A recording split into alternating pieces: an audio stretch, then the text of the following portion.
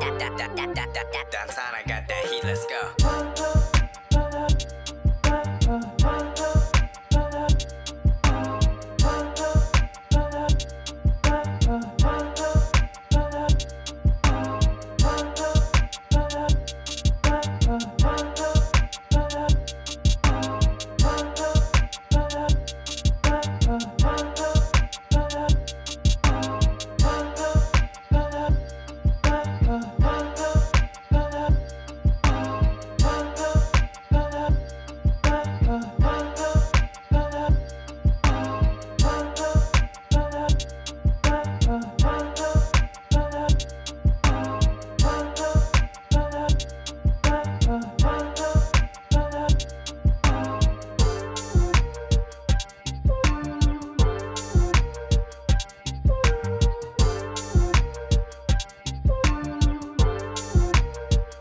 Top of the morning to everybody. I have no idea if you guys can hear me. If somebody is in the live chat, give me a 1, a 2, a number, a word, a letter, something to let me know that you guys can hear me on the audio side of things.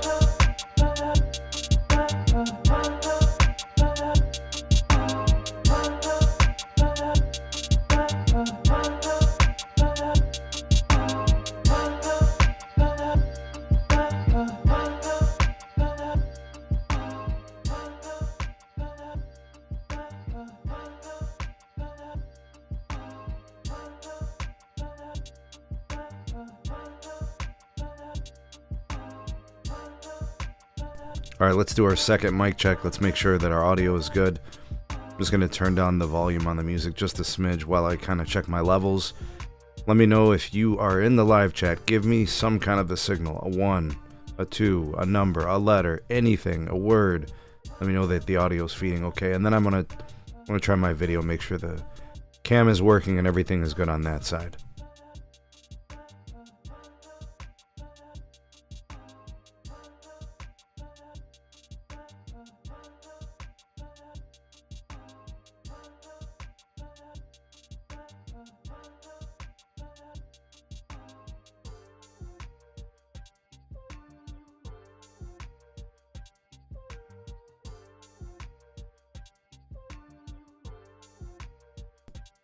Alright, I do think the audio is solid.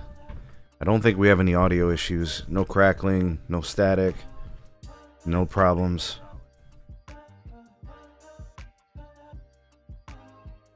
And I think we're good there. Now the only thing I gotta do is check video. And we are going to be doing a call-in show today. So you guys will be seeing a link go in the live chat if you want to talk about any of these games that are going on in the NBA playoffs. Alright, so I got my headphones ready. I'm going to put those on. So I'm ready to take the calls. And I can monitor. Alright, let's try this. Alright, I think we are good there. Shouldn't be any clipping. Let me know if you guys hear any buzzing, any feedback, static, or anything. I don't hear anything, but, you know, situation could vary. I guess you guys could hear something different than what I do. Let me check my audio real quick. I think we're good. All right.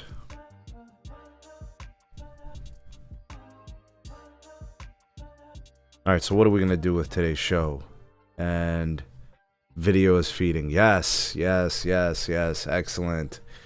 All right, so I think audio is good and I think the video is solid. I have the two most important fluids in the world. Pure water and pure black coffee. There is just no other way to do this. You cannot fuel the SMT Media Network Basketball Podcast without coffee in the black and pure, clean, fresh drinking water. That is the only way to roll. Man, it is good to have you guys. I'm so glad that you are here. I'm going to turn down the music just another smidge. And before we start, let me salute to everybody who's here. Everybody here in the live, everybody that's here on the playback, everybody that catches the clips, everybody that watches my content on this channel, big salute to you all.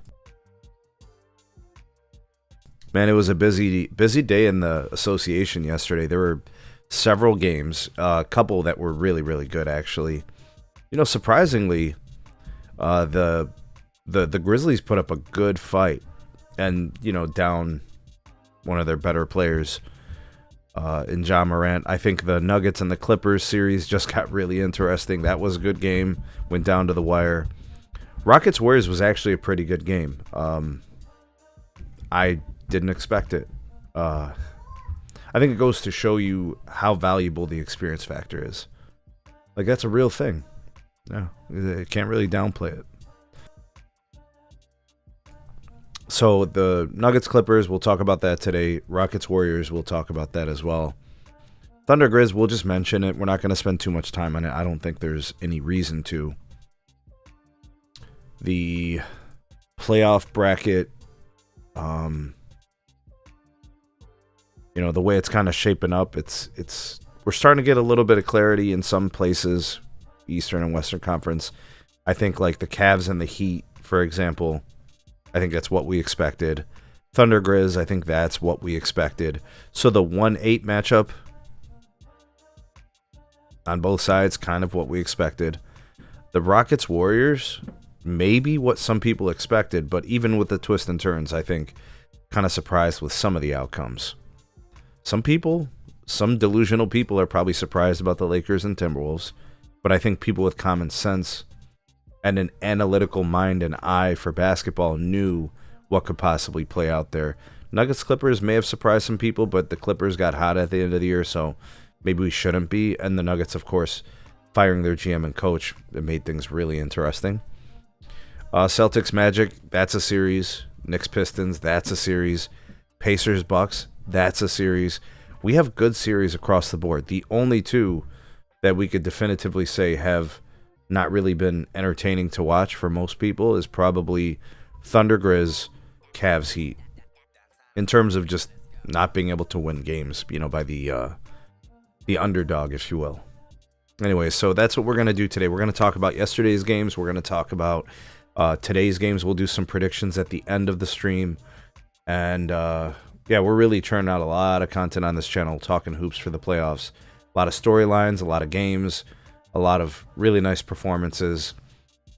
It's an exciting time in the league, for sure. And I hear ratings are way up, which is exciting. If you're an NBA fan, I think, you know, that's what you want to see. You don't want to see the league faltering. You don't want to see the league falling back. They don't really have competition right now, right? The NBA playoffs are a unique time because you really only have to compete with the NHL playoffs.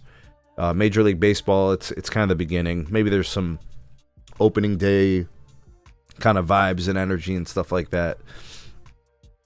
But for the most part, like, there's a lot on the line, right? So, and you got some good storylines and such. So anyways, let's go ahead and jump into some of the games from yesterday, what we saw, kind of what the outcomes are, and you know, we'll talk about kind of the developments in those series. All right, I'm going to start first with a series that we don't really need to spend too much time in, and it's done. It's officially official in its completion. Oklahoma City Thunder and Memphis Grizzlies. They completed their series, a 4-game sweep of the Oklahoma City Thunder on the Memphis Grizzlies. I don't think many people are surprised. The way that the game went was actually pretty competitive. So if you were watching this game and just looking at it from the standpoint of, I just want to see competitive hoops, you kind of got it. Shout out to the Grizz for fighting, putting up the good fight against an Oklahoma City Thunder team that's just plain out better than them on basically every level. The Thunder's offense is much better than the Grizzlies. The Thunder's defense is leaps and bounds and years ahead of the Grizzlies. I think the Thunder have a very elite defense. You know what I mean? What up, Scoop? How are you, bro? Talking hoops today, man. Appreciate you for stopping by and saying hello. Yeah, I think this series in particular, you know, the Thunder were the extreme heavy favorites. The Grizz didn't really have a chance. But they fought, you know, and that's important because they didn't have Ja Morant. They could have just laid down and not tried. and I think they said he had a hip injury of some sort. He suffered a pretty bad fall. Looking at some of the things from the box scores, the Grizz actually shot better. They shot better from 3. They shot better from the field. They shot 29 out of 30 of their free throws, which is crazy. That's really, really good. They out-rebounded the Thunder 51-33, which is crazy. But do you guys see this turnover ratio here? The Thunder had 8 turnovers, and the Grizzlies had 21. They didn't have a chance. You can't turn over the ball 21 times in the NBA playoffs and expect to win a game. Had that been 15, had that have been 12, if they had just matched the Thunder in turnovers, the Grizzlies probably win this game by 20. But they're a turnover-prone team. And, their main ball handler, I don't know, maybe kind of thrust it into a heavier role than normal. Scottie Pippen Jr. By the way, good experience for those younger guys. Good experience for the guys who haven't played much in the playoffs and during the season. But you can't turn over the ball 21 times and think you're going to beat the Oklahoma City Thunder. That's just not going to happen. I think that was the game right there. Santi Aldama got a lot of run last night, 40 minutes, 23 points. Nice game for him. Jaren Jackson Jr., 12 points. Zach Edey, 8 and 8. Desmond Bane had a good game, 23 points. Scottie Pippen Jr. had a monster game, 30 points. That's huge, I think, for his confidence, right? And you think about his development as a player. Vince Williams Jr., 11 off the bench. That's nice. Yeah, but that's pretty much it for the Grizz. You were down your best guy or one of your best players. It's just very, very hard to overcome. J-Dub had a huge first half but got pretty quiet in the second half. Chet Holmgren was pretty quiet, nothing crazy. He had a big game 3. Isaiah Hartenstein had a good game, 11 points, 12 rebounds. Shea had a monster game. He was scoring the ball very well, 38 points. Lou Dort, quiet for him, mostly a defensive specialist, so he does have quiet games from time to time. Alex Caruso was very active defensively, but didn't do too much offensively. Aaron Wiggins, 9 off the bench. Isaiah Joe, 11 off the bench. Nice opportunity for those guys to get some run. Cason Wallace, 21 minutes of action. Wiggins and Joe, 14 and 15 minutes respectively. I think for the Thunder, it was just getting out of the first round unscathed. Taking care of business, winning in 4, and then getting ready for your next matchup, which is going to be the winner of the Nuggets versus Clippers, which they're in a stalemate. They're in a 2-2 series. So OKC advances. They handled their business exactly what we expected. The Grizzlies fired their coach at the end of the season. The Grizzlies, Ja Morant got injured game 3, didn't play game 4. The Thunder get some valuable experience. They can build off of this next year. I have no idea what they're going to do with Ja Morant. A lot of people are speculating that the Ja Morant era is over. I don't know if that's necessarily the case. Stars just don't grow on trees, So we'll have to see what happens there. Yeah, the Thunder they're ready for their next opponent, and that series is going to be big. And then for the Thunder, just building off of their experience for next year. I think that's basically what we take away from this series.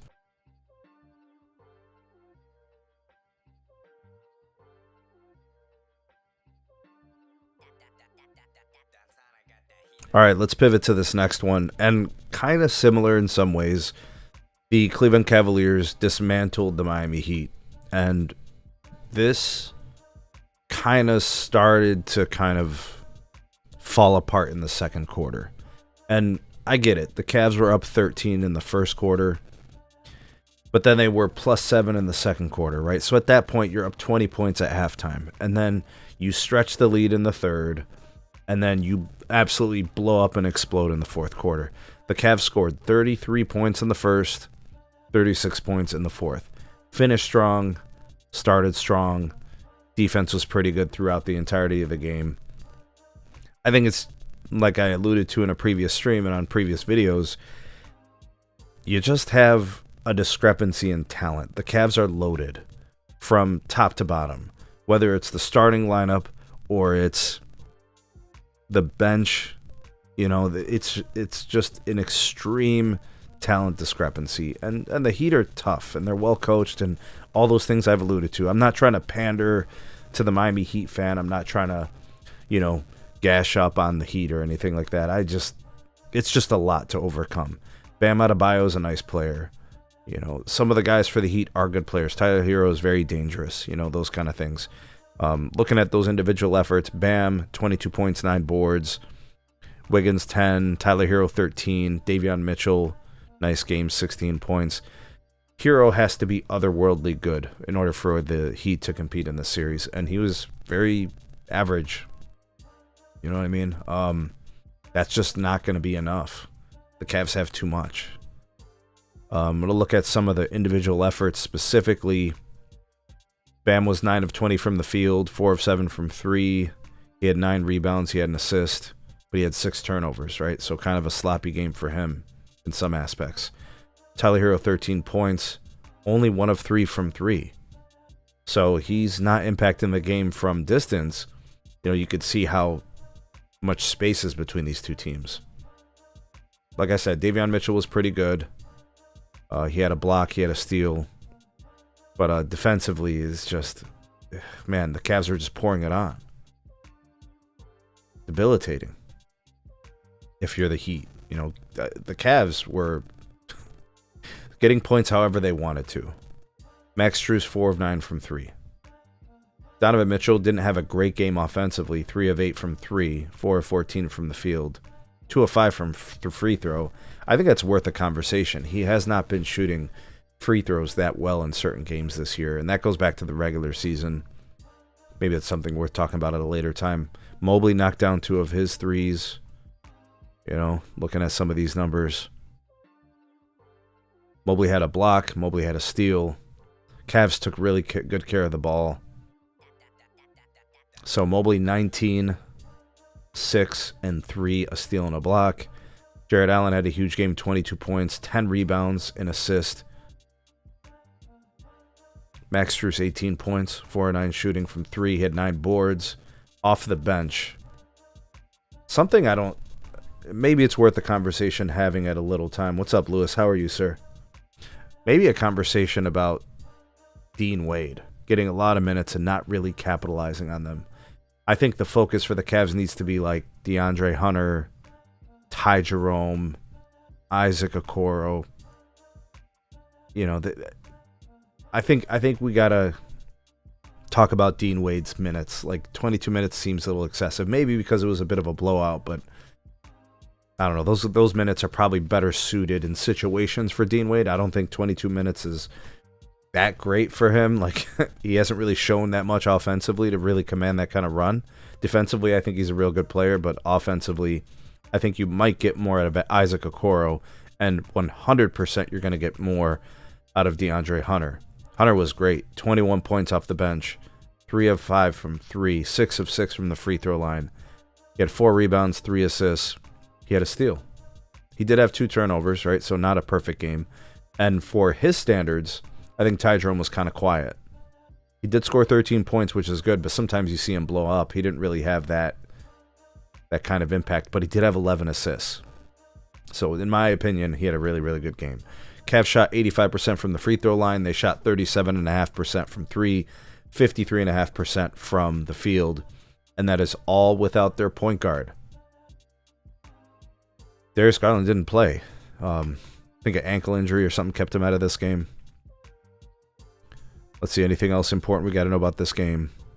Cavs out-rebounded the Heat by a lot. Looks like maybe 17 or so rebounds. Offensive glass, the Cavs were +8. Turnovers, the Cavs were better. They had 9 turnovers. The Heat had 16. 60 paint points for the Cavs. And unfortunately, the Heat didn't have a chance in this one. This one was over in the second quarter. The Cavs had a good lead out of the first. They extended the lead in the second. They were kind of smooth sailing the rest of the way. This was really a warm-up series for the Cavs, in my opinion. I know they got one more game, and the Heat might take it, right? It's a game in Miami where the Cavs might let it down, and the Heat could play hard and maybe go with the upset. Right, that's possible. But I don't like their chances. I bet you if we check the Vegas odds, we check the betting odds, I bet you the Heat are probably underdogs by 15 points or something. Hey, what up, Razor? How are you, bro? Good to see you, man. Glad you could be here. We were just talking Cavs and Heat and how I think the series is basically over. I just don't see a path to the Heat making this a series. After watching Game 3, in which the Cavs won by 37 points, you know what I mean? And the Heat, for stretches, have fought. I just don't think they have the horses to keep up. And Bam's a nice player, and Hero's a nice player, and all those things. They just don't have the top-tier talent the Cavs have. Like yesterday's game, in which the Cavs won by 34 points, and Darius Garland, who has been one of the most incredible players for the Cavs this year, he didn't even play. And the Cavs were still slicing up and dicing up the Heat. Yeah, that series is all but over. So the Thunder series is over. The Grizzlies go home. The Thunder advance. They'll play the winner of the Nuggets and the Clippers, which is a tied series. And then the Cavs and Heat, I think that one's basically done. Winner of that, which we assume to be the Cavs, is going to play the Pacers of the Bucks, which I think is a series after the Bucks won Game 3. So I think that's kind of where we are there. All right, let's talk more of the competitive games from yesterday. I want to talk Nuggets and Clippers. All right, the Nuggets and Clippers game was absurd. The Nuggets were actually up. I just assumed that you guys watch, but if you didn't, you want to go back and watch this game. So here's how this game went. The game was close for the entirety of the first half. The Nuggets came out, played pretty good. Their defense was good. The Clippers were very much being corralled and controlled by the Nuggets. In the second quarter, the Clippers defense kind of tightened up a little bit. So going into the third quarter, this game was very, very close. It was basically a one-possession game. So in the third quarter, something really, really important happened, and that was the Denver Nuggets caught on fire, and they extended their lead in a big way. They were up at halftime by 2 points, I think. And then in the third quarter, they outscored the Clippers by 18 points, making it a 20-point lead to start the fourth quarter. In the NBA, normally, when a team is in control and up by 20, you feel confident that they're definitely going to win the game. That's not what happened here. The Clippers came out guns a-blazing. 34 points in the fourth quarter. And the way they did it was with ball movement, getting out in transition, obviously knocking down shots, but it's the quality of the shots that they were getting. And the Nuggets were starting to feel like they were going to choke away this game. I mean, I was watching this game like the last 5 minutes. I'm like, man, all of a sudden now the Nuggets are playing like crap. And they let the Clippers get back in it. And in the closing moments of the game was tied 99-all. And then Joker did this spin move, got double teamed, fall away 21-footer, kind of like step back three thingy. That was way off. Like, not even close. It was like 2 feet off the edge of the rim. It was an air ball.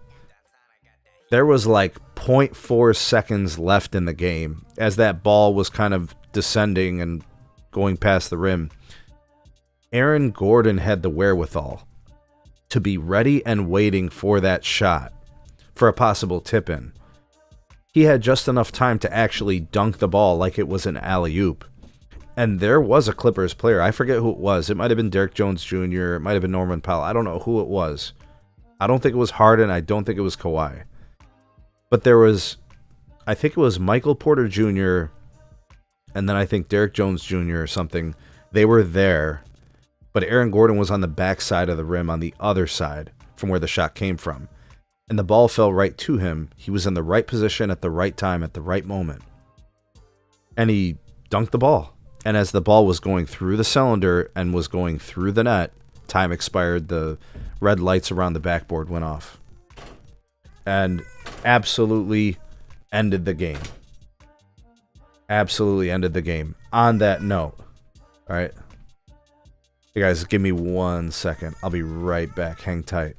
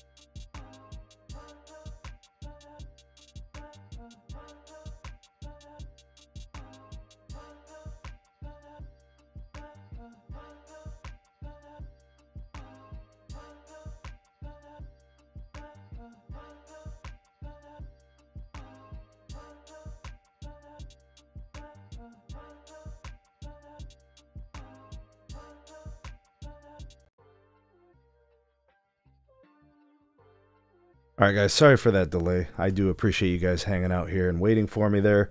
All right, so we were talking about the Clippers and the Nuggets, yes. All right, so the ending of the game was pretty wild, right? They reviewed it. They spent a couple minutes on the play. And I was actually surprised. I thought they were going to say, no good and time expired. And then we were going to get overtime, but we didn't get it. I do think they got the call right, though. I do think they got the call right. And I'm glad that, Aaron Gordon was able to get that kind of victory for the Clippers.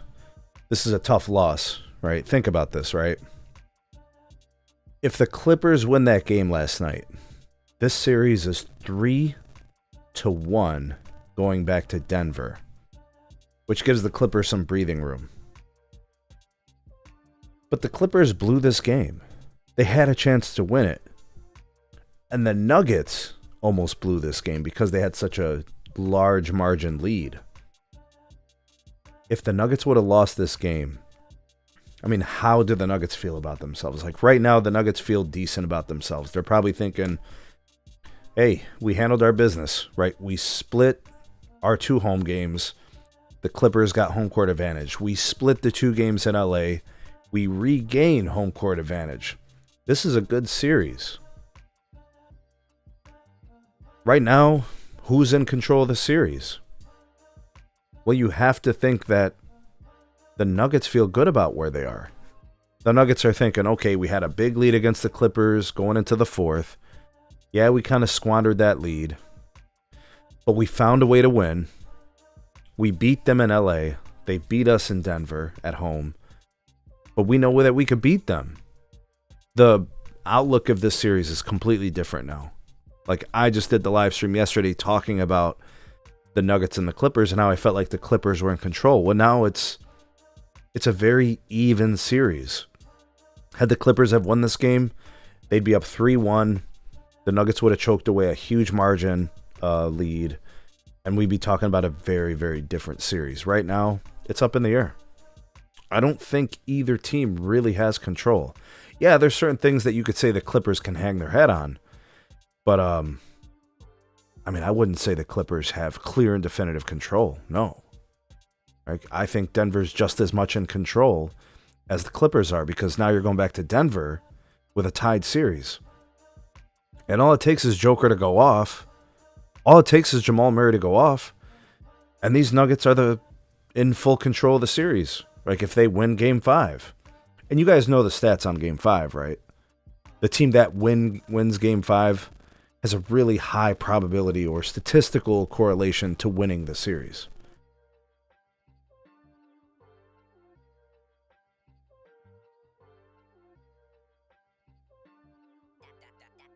Yeah, so to respond to your comment, Razor, you said the Clippers blew it in the last minute of the game. It's a tight series. Who you got winning the series? Well, Game 5 is everything. And Game 5 is in Denver. Denver found a way to win Game 4. You guys know how I feel about Joker.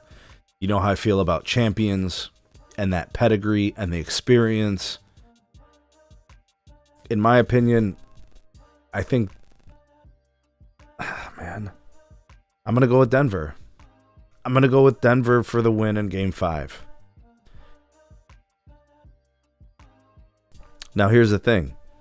If Denver wins Game 5, the series is still not over. Like, stranger things have happened. The Clippers could win Game 6 in LA, and then we got Game 7 in Denver, and it's a 50-50. But I feel very confident that if the Clippers win Game 5, that the series is theirs. Because then they got a chance to close out in Game 6 in LA. Right? I like their chances. But if you back up against the wall, you're making me pick somebody. Let's go with the MVP. Let's go with the team that found a way to win, even when Jamal Murray wasn't playing well. Look at these numbers. Let me show you guys something. Aaron Gordon got you 14. We know that he's really important defensively. Right? Michael Porter Jr. finally has a good game in the series, 17 points. Joker, 36, 21, and 8. Christian Brown, very good, 17 points, 7 boards, 5 assists. Jamal Murray only 13, but he did get some assists. He did rebound. He was a very good performer overall in the game. He just didn't get the normal points that he typically gets. But they picked it up. Like Michael Porter Jr. got a little bit more than what he's been giving them, and Christian Brown got more than what they're used to. Payne Watson, he's really the only guy that plays considerable minutes off the bench. Guys, these Denver Nuggets are tired. Their bench brings so little to the game. I mean, you got to think that that's an advantage for the Clippers. Like Christian Brown's playing 43 minutes a game. Joker's playing 43 minutes a game. Think about that, guys. They're giving Joker 1 minute of rest a quarter. Michael Porter Jr., 1 minute of rest, 2 minutes of rest a quarter. Gordon, same thing. There's no minutes being logged by the bench. Jalen Pickett, 6 minutes. DeAndre Jordan, 5 minutes. I don't even know who this is. Vladko Kinkar. What is that? Who is that? Peyton Watson, 13 minutes. That's it. The Nuggets have no bench. There is nobody on the bench that contributes to this team's winning. It's so hard to go with the Nuggets knowing that so much is on the shoulders of their starters. There's no bench. Russell Westbrook didn't play. I'm not sure why either. I'm not sure if it was an injury. I don't remember him being injured in the previous game or anything. So I'm not really sure about that. I don't know. Did they give a reason for his absence? I'm gonna look here at the. It doesn't say. It's not a DNP coach's decision. I can tell you that. Because he just wasn't active. Maybe he was injured. I don't know. Razor says, I can tell it was a tough pick because it has been a competitive series. That's 100% facts. Damn, I see why you were saying with Denver being tired. Yeah, those minutes, dude. Look at all those minutes they're logging. And then here's the Clippers for you. Kawhi played well, 24 points in 40 minutes. Kawhi logged some minutes. That's a lot for him. 9 rebounds, 2 assists. Norman Powell, 22 points. Very nice game for him. Ivica Zubac has been phenomenal this series. I get it. Joker's really, really good. But he's doing really well to try to slow down Joker. And he's giving it back to Joker, right? In terms of being able to score and making Joker have to work defensively. Harden kind of underperformed. He logged a lot of minutes, played 43 minutes. 15 points, 11 assists. Chris Dunn, 3 points in 20 minutes. Not very good. Nick Batum was a hero in Game 3. Not much in Game 4. Bogdan had a couple of moments, but nothing crazy. Derek Jones Jr., kind of quiet. Ben Simmons, 2 points in 7 minutes. Let's see the box score here. Denver shot a little bit better from 3. Shot a little bit better from the field. Free throws, not much going on there. The Nuggets, a slight rebound advantage. Offensive glass, the Clippers had 1 more than the Nuggets. Turnovers was very close. The Clippers actually only turned over the ball 9 times. The Nuggets turned it over 12 times. That's pretty good for the Nuggets. I think that's the game right there. The margin between these two teams was very, very tight. Razor said 4 players have to carry the heavy load. That's a lot of pressure. I'm telling you, man. You got to have, and I'm not saying your bench has to score like 50 points a game. Or your bench, you need guys logging, 20 minutes a night off the bench. Like, it's not the regular season. But if your players can only rest 1 minute a quarter, like, that's tough. Guys are going to be tired at the end of games. Now, the important thing is these guys get 1 or 2 nights off after the game, right? Like, there's going to be a day of travel, and then they're going to have the day off, so they get a couple of days. These guys will be rested and ready for Game 5, which is, I think, also plays into probably how the teams were managing their players. They know there's going to be a couple of days rest, but there's some older players in the series. Kawhi Leonard is not a spring chicken, and we know his injury risk. James Harden is not a spring chicken. Joker's a big, heavy center. Jamal Murray, always monitoring his minutes and watching over for his health and those kind of things. Aaron Gordon's not a young player. Christian Brown obviously is, and for the Clippers, I think some of their guys like Norman Powell and Derrick Jones Jr., some of those guys actually have youth on their side. But, man, these starters logging a lot of minutes. Let's take the Nuggets for Game 5 in a close one. Actually, we haven't really had a Jamal Murray game, right? Let's call for a Jamal Murray game, Game 5 in Denver. Got a couple nights of rest. Let's call for a Jamal Murray game. And I think we're going to have a Kawhi sighting, too. I think Kawhi's going to have a blow-up game. It's going to be Kawhi and Jamal. And I think Joker's going to have a good game. I think Joker's going to triple-double in Game 5. 25 points, 11 rebounds, 12 assists, or something crazy like that. And, we get the story about Joker not being a good defender. He had 2 steals and a block last night. He had 21 rebounds. The narrative about Joker not being a good defender, it's just not true. It's just people not really watching them play. They see, players are scoring points on Joker and whoever else in the pick and roll, and what they don't realize is that the Denver Nuggets holistically don't have a good team defense. They actually played some defense yesterday. And look, they won. Norman Powell was good from 3, 4 of 8 from the 3-point line. Kawhi knocked down a couple of threes, nothing crazy. Nick Batum turned into a pumpkin, 1 of 6 from 3. Right, that's more of who he is compared to the previous game. For the Denver Nuggets, I think the most encouraging thing was Michael Porter Jr. making an appearance. 4 of 7 from 3. Joker was 3 of 6 from 3. Jamal Murray is due for a blow-up game, though. I think he is. Razor said, it's why I like OKC and the Cavs better because of the depth and the bench. Yeah, guys can come in and give you a legitimate 15 to 20 quality minutes. Minutes where they play good defense and minutes where they can get you a few buckets. The teams that don't have a couple of guys off the bench, they're in trouble. The Cavs have Ty Jerome. The Cavs have DeAndre Hunter. Occasionally you'll see Sam Merrill go off, or Dean Wade or something. You'll see other guys come through and play a little bit. Some of these other teams don't have a rotation at all.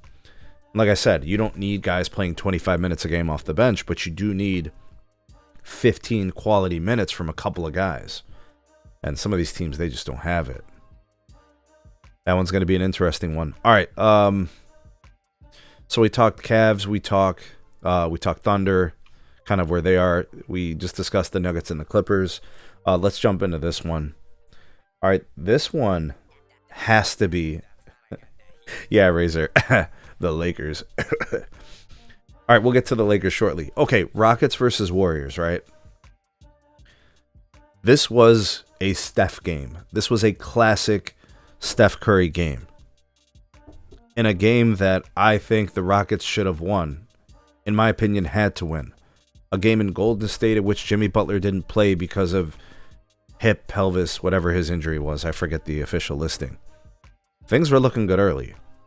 The Rockets were able to take a lead going into the second quarter. They were +4. The Warriors had a much better second quarter. So this game was really close at the half. In fact, this game was really close in the third. I mean, what are we talking about? We're talking about like a 1-point game going into the fourth quarter. It was really back and forth. But man, the fourth quarter did not go well for the Rockets. The Rockets' offense, in my opinion, is really inconsistent. Like they don't have guys that have the go-to moves, the go-to chances at the buckets. Like I like Sengun, and I like Amen Thompson, and I like those players. I like what they have collectively. When they get out in transition, they can get easy buckets. When they play with pace, they're really hard to beat. Their youth, their athleticism, all those kind of things. Even Eason is a nice player. Like, they have players. I like the team. But Jalen Green has to become like a reliable scorer for them. And Dylan Brooks, when he plays well offensively, I mean, the Rockets are in a good place when he can score a little bit. But like, he is who he is. There's a lot of limitations on certain players. And Fred VanVleet, When are you going to actually offensively impact this game? Like, they brought you here, you know, you think about the playoff experience and his championship run with the Raptors and all those things. When is he going to have that signature game where he makes a difference offensively? When he gives his team some buckets in some spots where they have to have it. And I haven't seen that yet from him. So in the fourth quarter, the Warriors' experience really showed up. And Jimmy Butler didn't play. The Rockets had to have this game. This game allows the Warriors to go up 2-1 with a game 4 in Golden State. I have no idea if Jimmy Butler is going to be active. In fact, if I was the Warriors, I'm probably not going to play Jimmy Butler. I'm going to give him another, few days of rest because that win affords them that, right? Because game 5 goes to Houston. Jimmy might be available, that kind of sort of situation. But let's take a look at how these teams played last night. The Warriors shot better from the field, although the Rockets shot better from 3.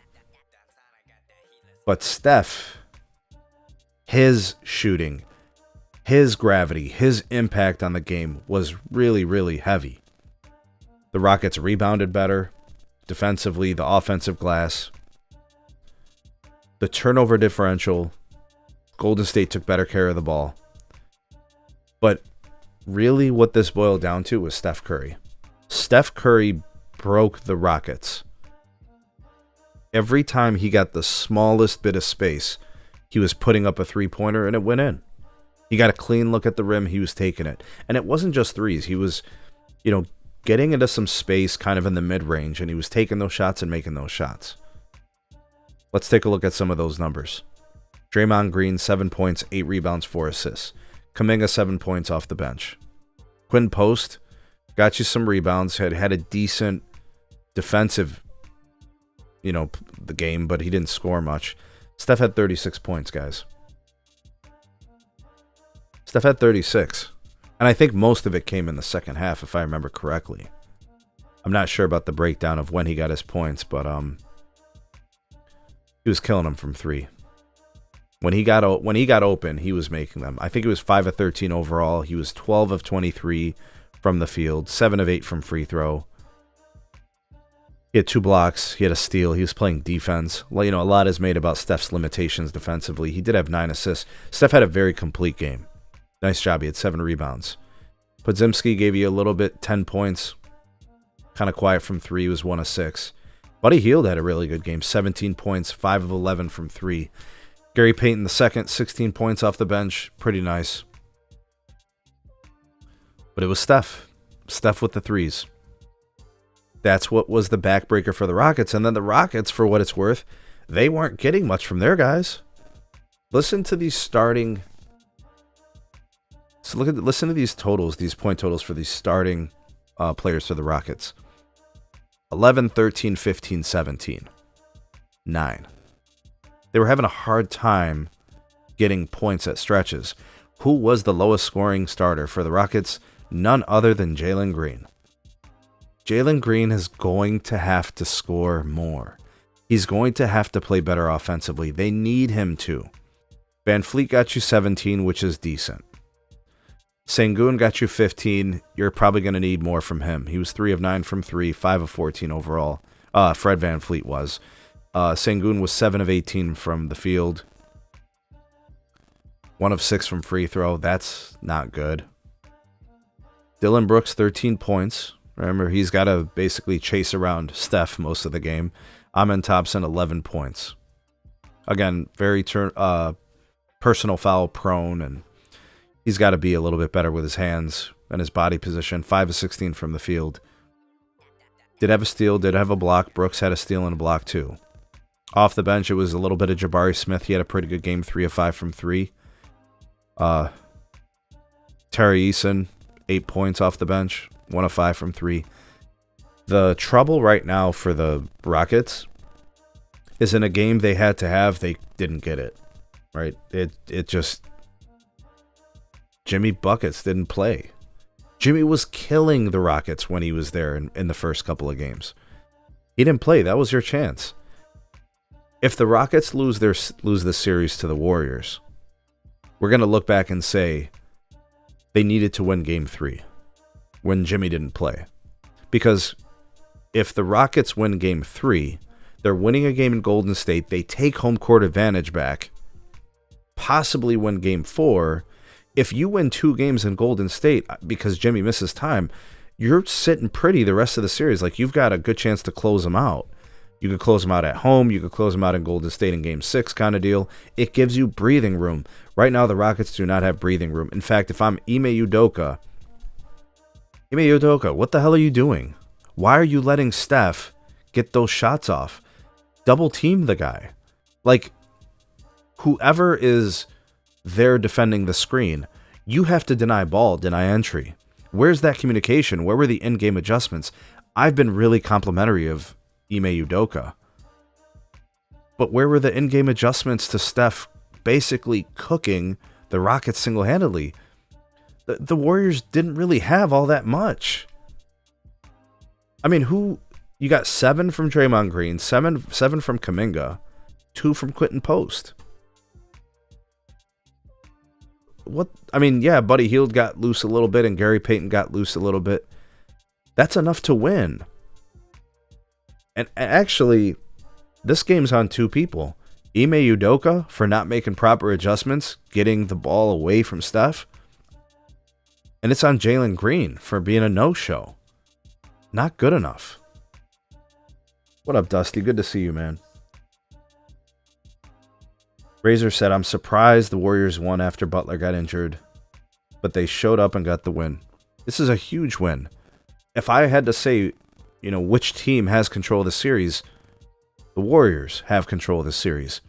They beat the Rockets without Jimmy Butler. Beautiful ball movement and playmaking in the fourth quarter. It was all Steph. Everything that they were doing was for Steph, getting him in a little bit of space, setting the screens. He gets a clean look at the rim. Splash,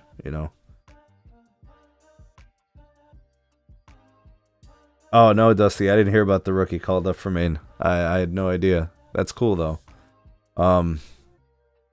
Game 4 will be in Golden State. I don't know if Jimmy is going to play, but if Jimmy plays and he's limited, the Rockets can still win that game. But Ime Udoka has some adjustments to make. I've been really complimentary of Ime Udoka, and I think he really dropped the ball last night against the Warriors. He had a chance to get a win in Golden State, and they blew it. They were in that game to start the fourth. You gave up 35 points to the Warriors in the fourth quarter, and it was basically Steph. Terrible way to end that game. All right, let's do our predictions for the games for today, and then let's go ahead and get out of here, and I'll let you guys enjoy the rest of your beautiful Sunday. All right, we have at 1 p.m., so just about an hour and some change away from game time, Knicks and Pistons. It's in Detroit. The Knicks won the last game. I think the Pistons make some adjustments. I think they're going to really try to take Cat out of the game from the very beginning. If Cat gets going early, he's going to be a problem the rest of the game. He's had some real impacts on a couple of the games. So if you think about it, there are 2 wins. It's connected to the offensive success of Karl Anthony Towns. Jalen Brunson, they're going to have to kind of, I guess, try to reel him in a bit. You just can't let him go rough shot. And then I think the rest of it kind of comes into place. And the Pistons, you can't go on those extended scoring droughts. And defensively, you're just going to have to do a better job to try to contain Karl Anthony Towns collectively as a team and Jalen Brunson. Don't let him go crazy. At 3:30, you have the Lakers and Timberwolves. I can't tell you guys how exciting this game is going to be in Minnesota. I really, really need the Minnesota Timberwolves to come out with finish the Lakers type energy. I would love nothing more. It would be like a mini Super Bowl or NBA Finals championship if the Wolves were to win this game and go to LA up 3-1. I really want to see the Timberwolves choke out the Lakers today defensively. I want them to make life difficult and challenging on Luka, force him into turnovers, make him take hard shots and make him, take low percentage shots. I want to see them force LeBron to have to beat them shooting. Right, that's LeBron's weakness. He's not a great shooter. He's very streaky. If they let him get to the rim, and they get him in the open floor and stuff like that, those are high percentage shots. LeBron can score when he has space like that. So I'm letting him be a shooter. I'm not letting him do anything else, right? Everything else has to be challenged and those kind of things. AR-15, keep him under control as best as possible. You can't sag off of him. He is a reliable shooter. He can knock down shots when he's open. That's really all the threat is. The rest of the guys, what are you doing defensively? Just don't blow your assignments. Don't let guys get behind you. Don't let guys get by you. No rim rolls. No Jackson Hayes having 4 or 5 lobs. Don't let Rui get loose for buckets, getting easy shots at the rim kind of deal. And I don't expect that to happen. The Timberwolves have a good defense. I'm going to trust that Naz Reid is going to be an impact player. Jaden McDaniels apparently is like the new Michael Jordan against the Lakers. Look for him to continue his dominance. Mike Conley just needs to play smart ball. I know he's kind of old and long in the tooth, but he's still an effective player. Julius Randle has been great. Need that to continue. And Anthony Edwards, when your team needs you to get buckets, be there for them. Moments where you got to carry, right? I'm going to take the Timberwolves tonight in a very, very close game. I think this game is going to come down to the last couple of minutes, and it's going to be whether or not LeBron, Luka, and AR-15 can execute in the half court. And I think for the Timberwolves is, can Julius Randle, and Jaden McDaniels continue to supplement and support Anthony Edwards offensively. And Naz Reid didn't have a big game last game, and they still won. But if he has an impactful game, he could be a nightmare for the Lakers. I don't think the Lakers have a good coach. I don't think J.J. Redick's a good coach. I think he's very average. I think he's way overrated. I think he's overblown. He's no Socrates. He's no Phil Jackson. He's no Greg Popovich. He's not cut from that cloth. He does not have that kind of experience. His offense is boring. It's one-dimensional. It's not predicated on ball movement. It's ISOs. It's just not. It's not going to hurt the Timberwolves. Okay, if Luka makes tough shots, so be it. If LeBron's going to make tough shots, so be it. You live with that. But the Wolves have a good defense, and they're not just going to let the Lakers get whatever they want. They're going to make this hard. I'm going to take the Timberwolves today in a close game. I think it's going to be like a 2 or 3 point game. Seriously. And the Lakers could win this game. They could. Luka's amazing. I think if LeBron has a big game and the Lakers play good defensively, they've got a chance to win this. But give me the Timberwolves. I think they win it in a close one. 3-1 for this series going to LA. And then the next 2 games, these are both in the Eastern Conference as well. Celtics Magic at 7 p.m. I'm going to lean towards the Celtics. I think the Celtics are really disappointed in the last game in terms of the outcome. I think they're going to come back and look to really take a commanding lead in the series, go up 3-1, go back to Boston and close things out. I like the Magic. I like Franz Wagner. I like Paolo Banchero. The Celtics are just too much. There's too much talent. There's championship pedigree, good coach, good players. Porzingis hasn't really had an impact yet in this series. I think he's due. Drew Holiday is due. Derek White could have a blow-up game. I think Jaylen Brown and Tatum can both have good games, and then this game could get out of hand. And then I think the Celtics are just due for a blow-up game, and it could happen. They haven't been taking a lot of threes. That's been under control. If they get a lot of points in the paint, that could make the Magic's life very, very difficult. The Magic are tough, though. They're game. They're going to fight. So I think the Celtics by 10 today, and they go back to Boston with a 3-1 lead. And then for the Pacers-Bucks series, the only thing I want to see is I want to see if Dame can have a game, right? How healthy is Dame Lillard? How in shape is he? What's his mind frame? The shooting touch? I think he logged like 30 minutes last game. But can he play 35? Can he make life hard on Tyrese Halliburton? Will Giannis, have that two-way monster type of game where defensively he's a force and offensively he scores 30, 35 points, 40 points? Getting the dimes. He's been assisting the ball really well for the last couple of months. Can the supplemental pieces in Milwaukee help Giannis get over the Pacers' 2-0 deficit and then take this game back to Indiana with a tied series and make it a new series? Because that's essentially what could happen if the Bucks win tonight. I'm going to take the Bucks. I'm going to go with Giannis. I think he's going to have a monster game. I think defensively you're going to see like a 2 or a 3 block effort, couple of steals kind of deal. I think Giannis scores like 35, 40 points tonight. I think you're going to see a Dame Lillard sighting. He's going to knock down some threes. And I think the Pacers end up losing a close one. I think the Pacers want to go up 3-1, go back home, get a chance to close out the Bucks. But I don't think Giannis is going to let that happen. Give me Giannis. I think that's what's going to happen. You know what I'm going to do? I probably should have did this earlier. And what I'm going to do for you guys is I'm going to go ahead and put this in the live chat. All right, I went ahead and dropped the link in the live chat. Let me know if you guys are able to access that link.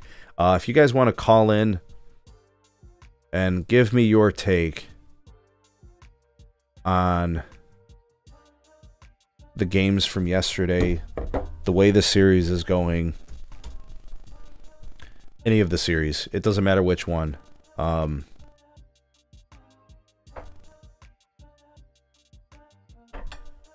All right, let me see if that works. For some reason I was getting static. Does this work? Nope, that link doesn't work. Let me see if I can get this right.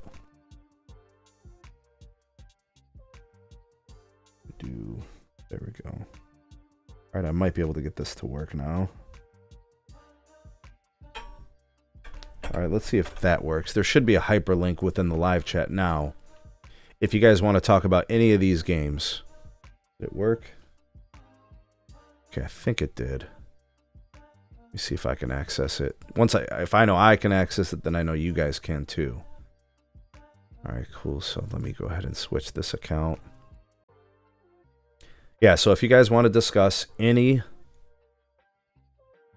of the games from last night, any of the games from the previous nights, anything about the series, anything about any of the players in the playoffs, anything from today's games that are going to happen, you know, that sort of thing, let me know. The link is in the live chat. All you got to do is click that open. It'll authorize to get you into a video call. We won't run a video for you, but we will get your audio on the stream. And we can talk hoops.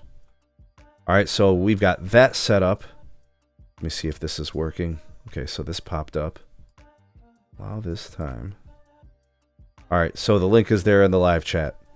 Click it open. Call in. I'm going to take one caller at a time. I do see there's some of us out there. So if you want to talk Pacers, Bucks tonight, Magic, Celtics, Lakers, Timberwolves, which is later this afternoon, and the first game at 1 p.m., Knicks, Pistons. Those are some of my favorite series. The Knicks, Pistons one is great. We kind of got the bad series out of the way a little bit, right?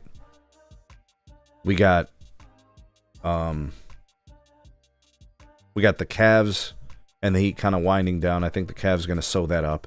The Thunder and the Grizz is over, so we can move on from that one. Razor, what you got for me there? Razor said,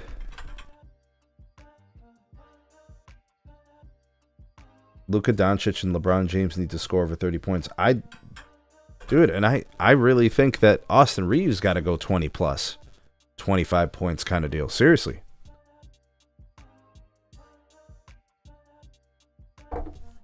I do. Where else are they going to get offense from? You know what I mean? Where are they going to get that offense from? It's going to be a tough task to ask Gabe Vincent to hit shots for you. You know, they don't really draw up anything for those guys. They don't really draw anything up for Rui. They do occasionally draw up something for Jackson Hayes on like a rim roll with a lob, but that's really it.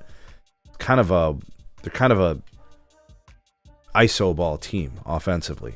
And then they expect guys to hit shots. Like, you haven't drawn up a play for that guy in 2 weeks, a month, you know, or at all this year. It's like accidental basketball, as Kobe Bryant, the late great Kobe Bean Bryant, used to say. You know, these are accidental basketball plays. You got to draw up plays. You got to know what you're trying to do. You got to have a philosophy and approach. You know, you can't just rely on accidental basketball kind of deal. You know what I mean? So, kind of what I was thinking is an ISO, LeBron's going to have to have a big game and offensively. And defensively, he's got to be better. He can't just be drifting. The defense, they're getting beat on primary defense. They're looking terrible sometimes. I think the Wolves are going to win today, and I can't wait. The narrative about J.J. Redick being some great coach that's so much better than Darvin Ham, I just think is absolute bullshit. I really do. I don't think he's better than Darvin Ham. In no way, shape, form is J.J. Redick a better coach than Darvin Ham. Why is J.J. Redick a better coach than Darvin Ham? Because LeBron said so? Who the hell is LeBron? What does he know about coaches? All he does is get him fired. He doesn't even know. Frank Vogel won a championship. They fired him. What have they done since?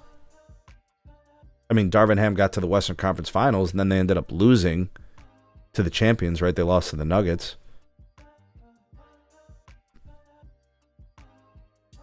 All right, so the line's open. If you guys want to talk hoops, call in. Just click on the Google Meet link.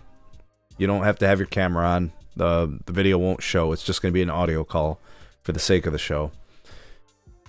Razor said J.J. Redick is doing well because the Lakers got Luka. End of story. But think about this, though, Razor. How's that defense looking? Like, how does Nico Harrison look every time Luka plays bad defense? Looks like Nico's right, saying he's a bad defender. And I don't think Nico was right to move on from Luka. I'm just saying he's right about him not being a good defender. And it's true, like, stars don't grow on trees. And he was like the future of the franchise, and a lot of people just really don't understand the way all that played out. But defense definitely wins championships. It is facts. Because Luka went to the NBA Finals last year and got his ass kicked. They won one game. It was a gentleman's sweep. And Luka self-imploded in the finals. Like, that happened. That's a thing.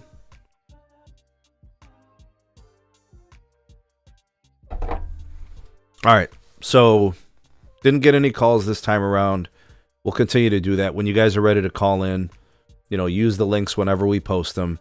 I'm really excited about this game. I actually got a couple of things I got to do before the games. It'll be Knicks Pistons at 1. Give me the Pistons today. Series will be tied going to New York. Lakers and Timberwolves at 3:30. Give me the Timberwolves in a close one. That series goes 3-1 back to LA. At 7 p.m., you have Celtics Magic. Give me the Celtics in a close game. I think the championship pedigree reigns supreme. So 3-1 back to Boston. And then in the Indiana and Bucks game, that game is at 9:30 p.m. That's the late one. That's the night game. Give me the Bucks in a close one. And I think the series goes back to Indiana, tied 2-2 on the back of Giannis carrying the team to victory.